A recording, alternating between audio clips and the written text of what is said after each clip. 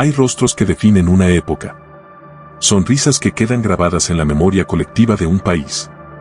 En la Argentina de los 80, uno de esos rostros pertenecía a Susana Romero. La negra. Un ícono de belleza exótica, la chica del pelo inolvidable, la figura que junto a Olmedo paralizaba a la nación frente al televisor. Pero, ¿qué sucede cuando un ícono decide apagar su propia luz? ¿Y qué batallas se libran cuando las cámaras se van? Esta es la historia del eco que dejó Susana Romero y del silencio que eligió para seguir viviendo. Todo comenzó en 1973.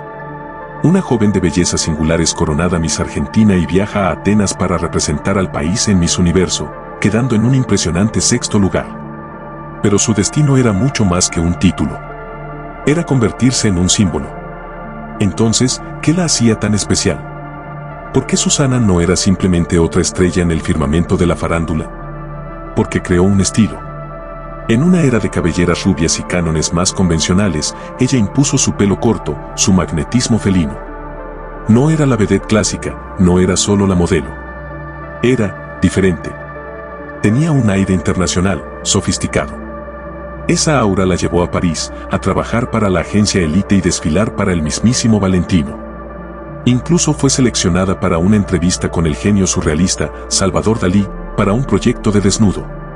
Mientras tanto, en Argentina, se convertía en la cara más buscada, protagonizando la icónica publicidad de cigarrillos Virginia Slims y la de Jockey Club, para la que Raúl Porchetto compuso una música exclusivamente para ella. Y entonces, llegó la consagración absoluta. De la mano de Alberto Olmedo, se convirtió en una de las chicas inmortales de No Toca Botón.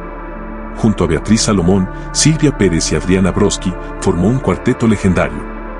Ella era la negra, dueña de una comedia sutil y una presencia que llenaba la pantalla. Argentina la amaba.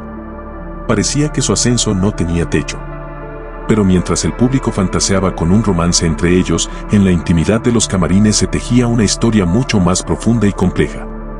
El vínculo con Olmedo trascendía el guión. Susana se convirtió en la gran confidente del payaso triste, como ella lo llamaba. En largas charlas en su camarín, él le hablaba de sus hijos y de sus penas. Ella era su ancla, su amiga. Y él, su mentor, su protector. Pero había algo más, un sentimiento no resuelto que flotaba en el aire. Años después, Susana lo confesaría, Olmedo estaba enamorado de ella, pero fue un amor no correspondido. Fiel a sus principios, ella no salía con hombres casados, y la inmensa admiración que sentía por su maestro le impedía verlo como un hombre más. Su relación se mantuvo en ese territorio agridulce de la amistad profunda y el amor platónico. Un equilibrio frágil que estaba a punto de estallar de la forma más trágica posible. El llamado a las 6 de la mañana del 5 de marzo de 1988 no solo trajo una noticia, trajo el fin de un mundo. La incredulidad. El shock absoluto. En la casa de Beatriz Salomón, las chicas de Olmedo se reunieron, mudas, rotas, sin poder procesar que el hombre que era el centro de su universo profesional se había ido para siempre. Para Susana, fue un antes y un después. Un golpe devastador que la empujó a reevaluarlo todo. Como confesó décadas más tarde, no quería saber más nada. La magia se había roto. El hombre que fue su mentor, su amigo y su amor imposible, ya no estaba. Y en ese silencio atronador, la carrera de Susana Romero, tal como el mundo la conocía, empezó a apagarse. La muerte de Olmedo fue el catalizador. Buscando un refugio del vacío, Susana se casó, tuvo a sus mellizas y se aferró a la maternidad como un ancla en medio de la tormenta. Pero el refugio en la privacidad no la salvó de la crueldad. Su matrimonio con el escribano Abel Jakubowicz terminó en un divorcio conflictivo. Y tras el fallecimiento de él en 2010, Susana debió librar una batalla que ella misma hizo pública. La batalla por la herencia de sus propias hijas.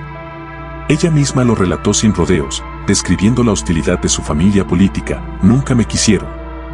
A Abel lo desheredaron por casarse con una goy, una no judía, y, en segundo lugar, artista, que para ellos era considerarla una puta.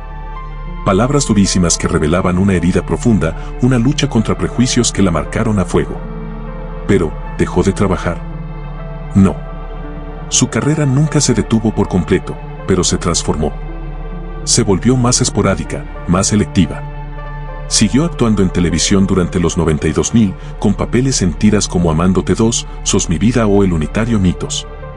Hizo teatro de revista y comedia en Mar del Plata y Carlos Paz, y hasta condujo programas en radio y cable.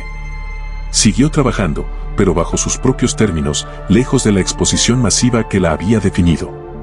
El camino lejos de los reflectores también trajo la factura del pasado. Una batalla constante con su salud, con múltiples operaciones de corazón, secuelas físicas de un estrés que, como un eco, resonaba décadas después. En su libro, El amor después de la pena, desnudó heridas aún más antiguas y dolorosas, un pasado de abusos que resignifican su historia y su incansable resiliencia. Encontró refugio en la fe, en el veganismo y en la defensa ferviente de los animales. Hoy, Susana Romero vive una vida de bajo perfil, enfocada en su recuperación y en sus hijas. La Negra de Olmedo, la modelo de vanguardia, la actriz cómica, eligió su propio guión. Quizás el papel más difícil de su vida, el de ser, simplemente, Susana. ¿Qué queda de aquel ícono? Queda el eco de su sonrisa en la memoria de una generación. La estela de un estilo que rompió todos los moldes. Y queda, sobre todo, la historia de una mujer que, tras conocer la cima de la fama y el fondo del desprecio, se atrevió a buscar la paz, mucho después del estruendo de los aplausos.